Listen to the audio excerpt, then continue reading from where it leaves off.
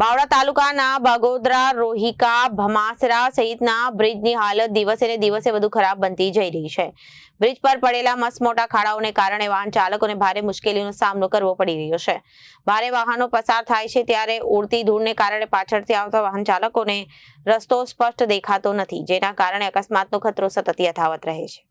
ભારે વાહનો પસાર થાય છે ત્યારે ઉડતી ધૂળને કારણે પાછળથી આવતા વાહન ચાલકોને રસ્તો સ્પષ્ટ દેખાતો નથી, જેના કારણે અકસ્માતનો ખતરો સતત યથાવત રહે છે। સ્થાનિક લોકોનું અને વાહન ચાલકોનું કહેવું છે કે તાત્કાલિક ધોરણે બ્રિજના સમારકામની માંગ કરવામાં આવી રહી છે। વાહન ચાલકોના જણાવ્યા મુજબ આ ખરાબ રસ્તાને કારણે વાહનોના સ્પેર પાર્ટ્સને નુકસાન થઈ રહ્યું છે। આર્થિક નુકસાન પણ વેઠવું પડી રહ્યું છે। હવે સ્થાનિક લોકો અને વાહન ચાલકોની એક જ માંગ છે કે કોઈ મોટી દુર્ઘટના સર્જાય તે પહેલા સંબંધિત તંત્ર તાત્કાલિક બ્રિજના ખાડાઓનું સમારકામ કરે તેવી માંગ ઉઠી રહી છે। દશરથભાઈ આનાભાઈ, હું સુરેન્દ્રનગરથી બિલોંગ કરું છું। આપણે અત્યારે ઊભા છીએ કે રાજકોટ અમદાવાદ વાળા હાઈવે માટે, અને હું એક ટ્રક ડ્રાઈવર છું। અને આ રસ્તામાં તમે જુઓ કે અહીંયા કણે અમારે હાલવામાં બહુ તકલીફ પડે, અને એના કારણે અમારી ગાડીમાં અને વેરિયન્ટ બહુ આવે, એના કારણે બહુ ટ્રાફિક થાય।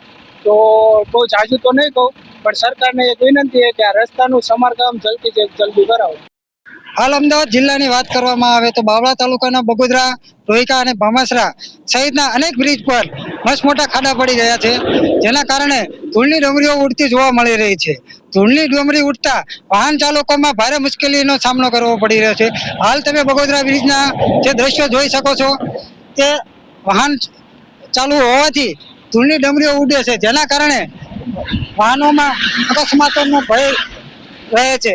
હાલ સ્થાનિકો અને વાહન ચાલકોની માંગ છે કે તાત્કાલિક ધોરણે આ બ્રિજનું સમારકામ કરવામાં આવે। Reporter Makwana Mahendra, Janadesh news, Bavla. Reporter Mahendra Makwana, Janadesh news, Bavla.